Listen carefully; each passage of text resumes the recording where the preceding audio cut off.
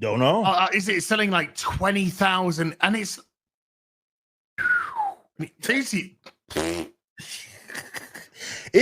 again, when you look at the numbers, it's a lot worse. And however bad you think that it is, it's a lot worse. But trust me, I'm going to explain some stuff that I think a lot of people don't understand. It was at least some sort of gauge, despite it not being entirely accurate. Now, Marvel and DC use two other distributors in Penguin Random House and Lunar Distribution. So now you have a big three in distribution, and we have no idea what these sales are because none of them, including Diamond, make their sales public. Yeah.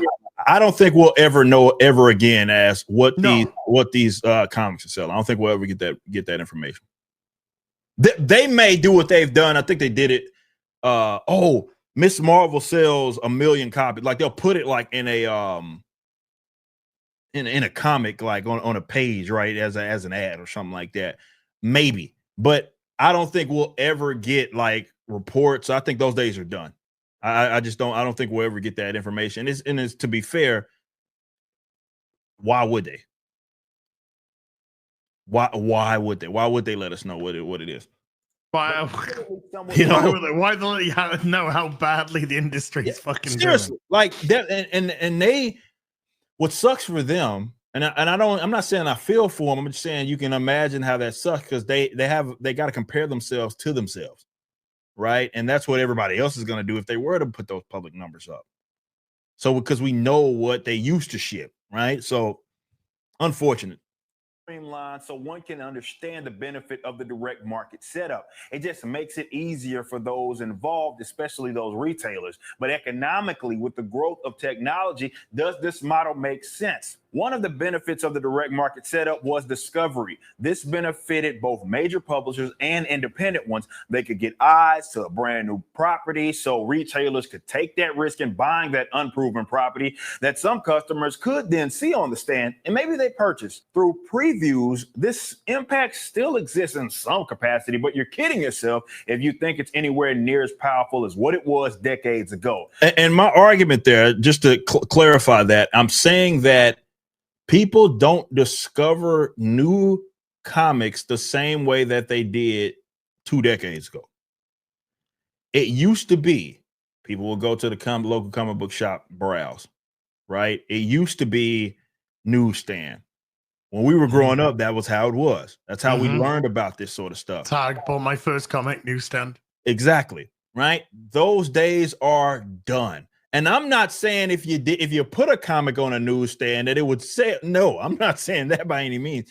I'm just saying that people get information a lot differently. It's not the same way that it was many, many years ago. And that's due to the technology. You don't think about it because we're so used to it. But this is a mini computer that we all have in our pockets, right?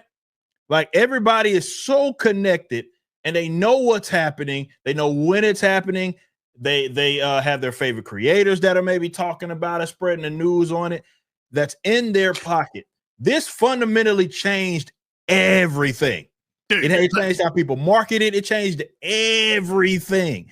Unfortunately, a lot of what the comic book industry has done they haven't adjusted to that. They're still operating as if. And there's still even aspiring creators that are operating as if it's the same way. Discovery is on the newsstand, and it's not.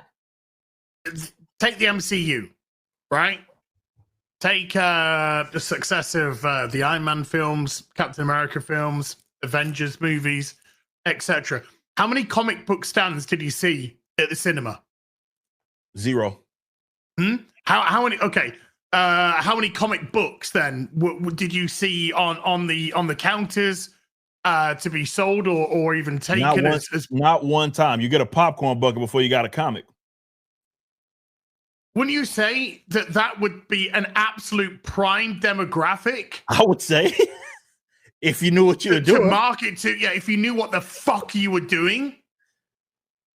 And now that's gone now because you can't even get people in to see one of these. Yeah, that can't. You had to strike while the iron was hot there for sure. But that's why it did. Look, was there an odd chance that from the speculator standpoint, if Miles Morales is getting a new show or if he's getting a new whatever, that those of us that have his original appearances were going to be able to flip those. Absolutely. Right. That said, you didn't really see, it was, let me say, statistically insignificant, the increases. And this is why, and some of this has to do with their own doing, okay? Because there's zero connection almost between, unfortunately, for a lot of these characters and their comic book counterparts, right? Right. So that's their own doing, right? It's like, why on earth would you have, and instead of going the manga and anime route where you keep it as accurate as you realistically can, instead of having 75 different versions of the character existing, that way, if I see a movie and I like the movie and I want to go to the source material from what that movie draws inspiration from, I'm reading the same character, not who the fuck is this? The race has changed, gender's changed, nothing's the same. Like, what am I looking at? But there wasn't a true increase in, like, okay, with this mass, I mean, you're talking, these guys were crapping out billion-dollar films, guys, but on average, it's not like the comic industry came up with it. You saw the movies going this way on the upward trajectory. You saw the comics going the opposite way, which shows that someone wasn't